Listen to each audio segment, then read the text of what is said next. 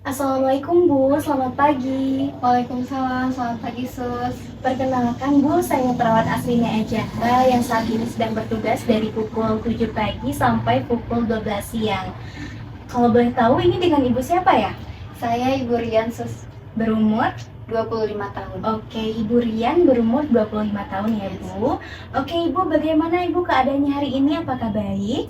Saya baik Sus. Kandungannya juga baik ya Bu ya? Yes. Oke, alhamdulillah.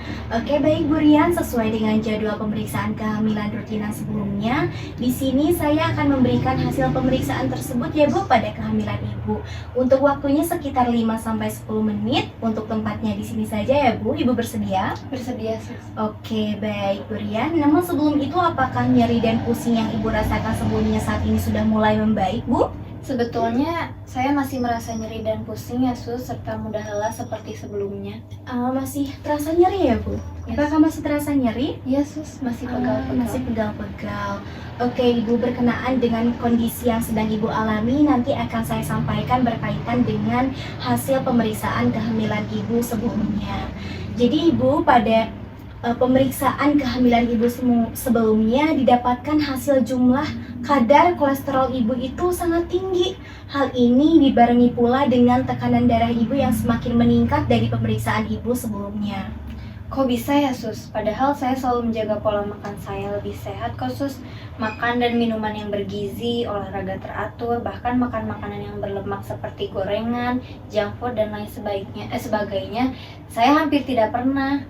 Iya Bu Rian, jadi sebetulnya banyak sekali faktor-faktor yang dapat memicu kadar kolesterol dan tekanan darah meningkat.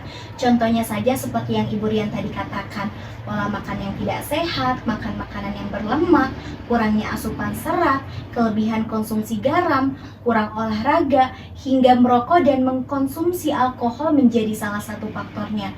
Namun, jika boleh tahu, apakah Ibu Rian boleh memberitahu secara spesifiknya makanan atau minuman yang selama ini Ibu Rian makan?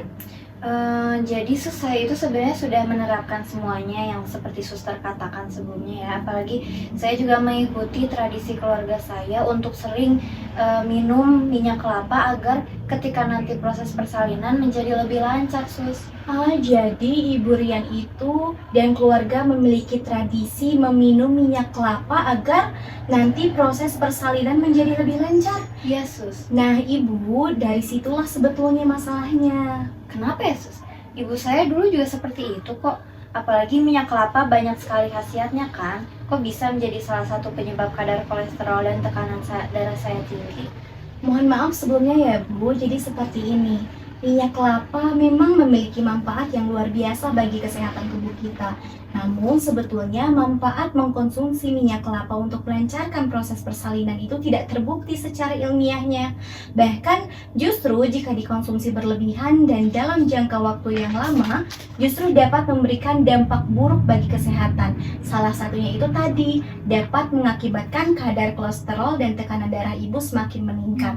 Hal ini dikarenakan dalam minyak kelapa itu sendiri mengandung lemak jenuh yang tinggi Bu, sehingga dapat meningkatkan kadar kolesterol jahat dalam darah dan memicu peradangan dan kerusakan pada pembuluh darah, yang mana kondisi ini nantinya dapat menyebabkan tekanan darah semakin tinggi. Oh, seperti itu ya Sus. Jadi selama ini keyakinan saya dan keluarga saya bahwa minyak kelapa itu dapat membantu proses persalinan itu keliru ya? Iya, betul sekali Ibu Rian. Namun meskipun demikian bukan berarti Ibu Rian tidak boleh mengkonsumsi sama sekali minyak kelapa selama hamil ya. Masih tetap boleh kok, karena bagaimanapun juga minyak kelapa ini merupakan salah satu minyak nabati yang sehat ya Bu, dan kaya akan antioksidan. Seperti nutrisi juga banyak sekali ya Bu yang terkandung dalam minyak kelapa ini, seperti asam laurat, lemak sehat, vitamin, dan mineral. Oleh karena itu, minyak kelapa dapat dikonsumsi kok Bu untuk mencukupi asupan nutrisi Ibu dan janin Ibu, namun masih dalam jumlah yang Ibu atur, jadi tidak berlebihan.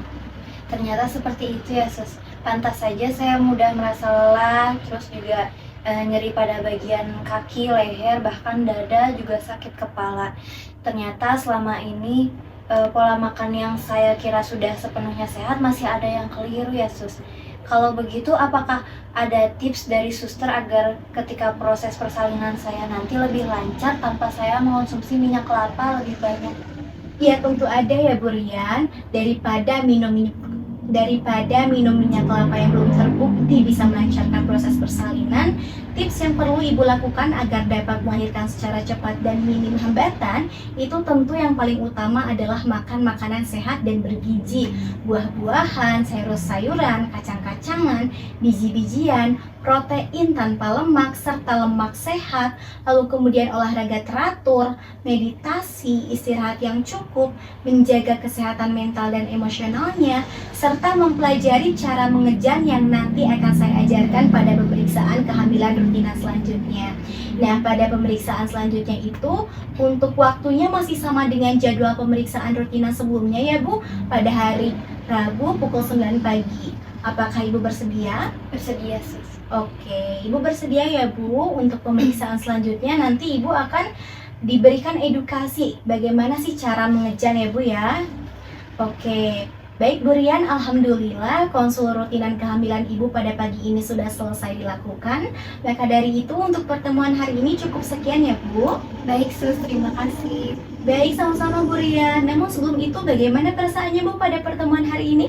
Alhamdulillah, Sus. Sekarang saya sudah mengetahui apa saja yang seharusnya saya lakukan dan apa yang harus saya hindari. Sehingga nanti saya jadi lebih bisa menjaga kesehatan tubuh saya. Terima kasih ya, Sus. Iya, alhamdulillah jika begitu ya Bu. Baik Bu Rian, sebelumnya apakah ada yang ingin ditanyakan terlebih dahulu? Sepertinya tidak ada, Sus. Baik, jika tidak ada, saya akhiri konsul rutinan kehamilan Ibu pada hari ini ya Bu. Jikalau masih ada yang ingin Ibu tanyakan dan Ibu membutuhkan bantuan saya, Ibu boleh langsung hubungi saya. Baik, Sus. Terima kasih. Baik, sama-sama Ibu Rian.